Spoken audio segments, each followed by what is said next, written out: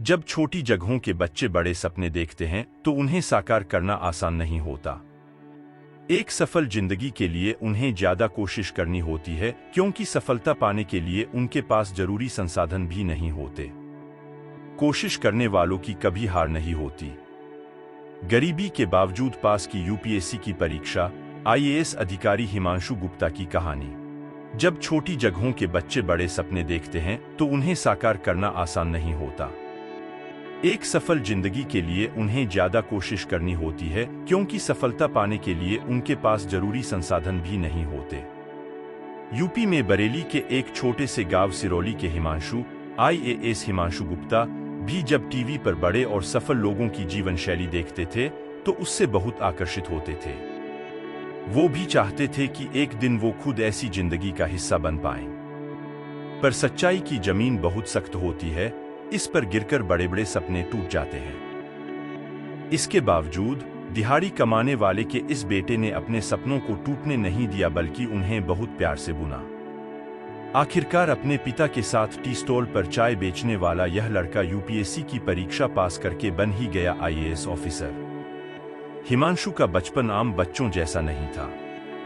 उन्होंने बेहद गरीबी में दिन काटे। उनके पिता पहले दिहाड़ी मजदूर का काम करते थे, उसके बाद उन्होंने चाय का ठेला लगाना शुरू कर दिया। हिमांशु भी स्कूल के बाद इस काम में अपने पिता की मदद करते थे। चाय बांटने के दौरान जब वे कुछ लोगों को देखते थे कि वे उंगलियों पर भी पैसे नहीं गिन पा रहे हैं, तो सोचते थे कि शिक्षा जीवन में कितनी जरूरी है। उसी समय उन्होंने तय किया कि एजुकेशन को टूल बनाकर ही वे अपनी जिंदगी बदलेंगे। हिमांशु के बचपन की कठिनाइयों का अंदाजा इसी बात से लगाया जा सकता है कि उनका स्कूल घर से 35 किलोमीटर दूर था। वे रोज 70 किलोमीटर का सफर तय करते थे, वो भी केवल बेसिक एजुकेशन पाने के लिए। इसके बाद वे पिताजी को चाय के स्टॉल में मदद करते थे।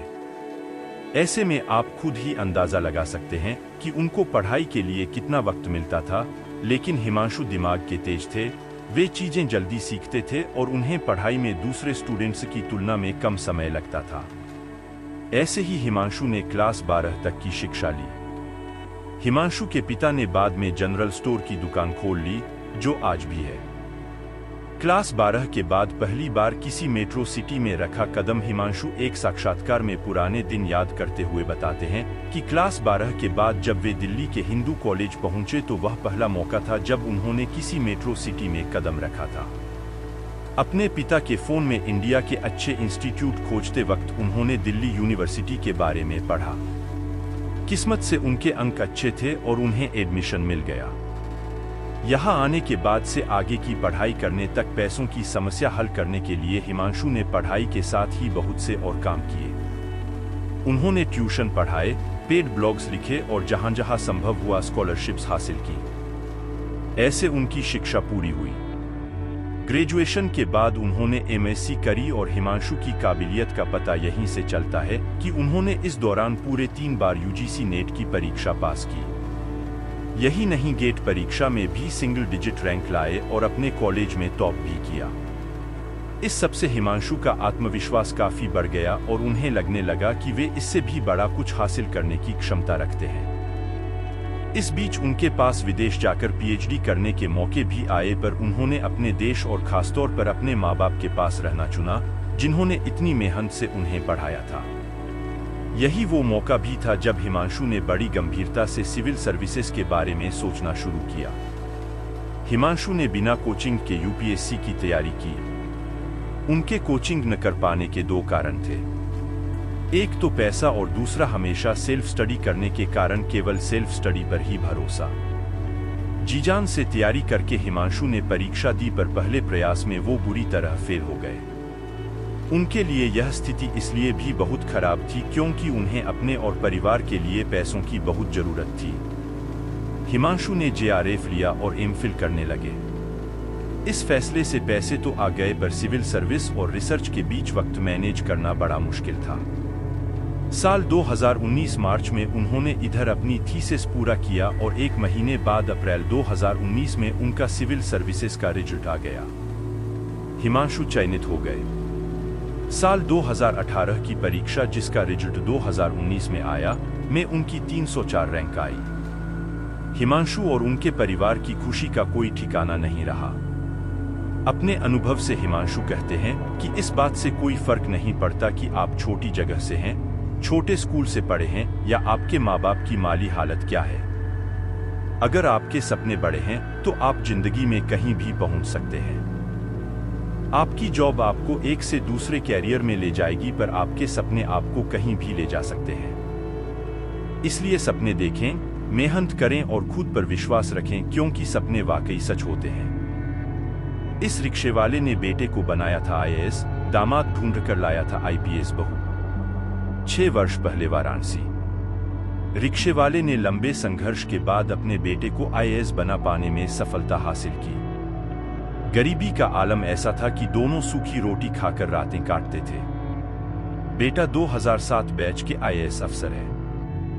वे इस समय गोवा में secretary fort, secretary skill development और इंटेलिजेंस के डायरेक्टर जैसे 3 पदों पर तैनात हैं। ये स्टोरी काफी वायरल हुई थी।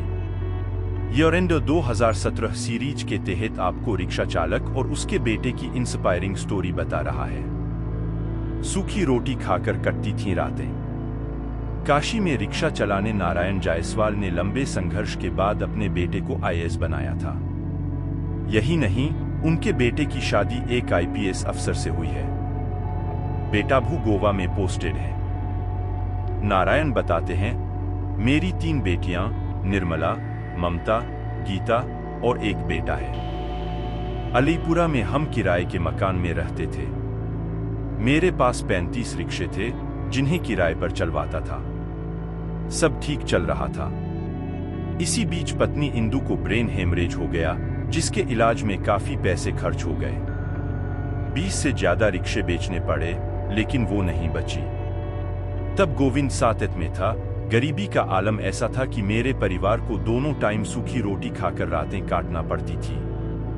मैं खुद गोविंद को रिक्शे पर बैठाकर स्कूल छोड़ने जाता था। हमें देखकर स्कूल के बच्चे मेरे बेटे को ताने देते थे, आ गया रिक्शे वाले का बेटा। मैं जब लोगों को बताता कि मैं अपने बेटे को आईएएस बनाऊंगा तो सब हमारा मजाक बनाते थे। बेटियों की शादी करने के लिए बचे हुए रिक्शे भी बिक गए। सिर्फ एक बचा, जिसे चलाकर मैं घर को चला रहा था। पैसे नहीं होते थे तो गोविंद सेकंड हैंड बुक्स से पढ़ता था। ऐसे बने गोविंद जायसवाल 2007 बैच के आईएएस अफसर हैं। वे इस समय गोवा में secretary fort, secretary skill development और इंटेलिजेंस के डायरेक्टर जैसे 3 पदों पर तैनात हैं। वे हरिश्चंद्र यूनिवर्सिटी से ग्रेजुएशन के बाद 2006 में सिविल सर्विस की तैयारी के लिए दिल्ली चले गए थे। वहां उन्होंने पार्ट टाइम जॉब्स कर अपनी ट्यूशन्स का खर्च निकाला। उनकी मेहनत रंग लाई और फर्स्ट अटेम्प्ट में ही वे 48वीं रैंक के साथ आईएएस बन गए। गोविंद की बड़ी बहन ममता बताती हैं, भाई बचपन से ही पढ़ने में तेज था। मां के देहांत के बाद भी उसने पढ़ाई नहीं छोड़ी। उसके दिल्ली जाने के बाद पिताजी बड़ी मुश्किल से पढ़ाई का खर्च भेज पाते थे। घर की हालत देख भाई ने चाय और एक टाइम का टिफिन भी बंद। जीजा ने ढूंढी थी आईपीएस बीवी।